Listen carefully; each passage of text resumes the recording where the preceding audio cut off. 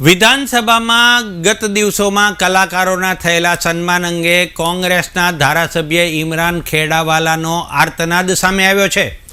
ખેડાવાલાએ કહ્યું કે અમારો વાંક શું, અમારો ગુનો શું। ખેડાવાલાએ સિવિલ હોસ્પિટલમાં ચાલતી બેદરકારીઓને અંગે પણ સરકારનો કાન આંબળવા પ્રયાસ કર્યો છે।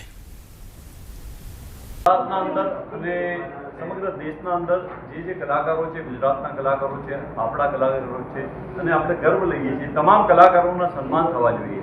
અને ગુજરાત વિધાનસભાના અંદર તાજેતરમાં જ જે કલાકારો આવ્યા તેનું સન્માન થયું, અમે ખૂબ હર્ષની લાગણી અનુભવીએ છીએ। સાથે સાથે ઘણા બધા એવા કલાકારો છે જેનું સન્માન નથી થયું અને ગુજરાતના નામાંકિત કલાકારો છે, તેમાં ઠાકોર સમાજના કલાકાર હોય કે લઘુમતી સમાજમાંથી આવતા ઉસ્માન મીર હોય, ફરીદા મીર હોય કે આસિફ મીર હોય કે બીજા ઘણા બધા એવા કલાકારો છે, એ દરેક લોકોના સન્માન થવા જોઈએ એવું હું ઈચ્છું છું। કીધું હતું કે કચ્છના એક જે પેશન્ટ હતા, એક દર્દી હતા, તો તેને કહેવામાં આવ્યું કે તારો પગ કાપવો પડશે, નહીં તો તારે પૈસા ભરવા પડશે।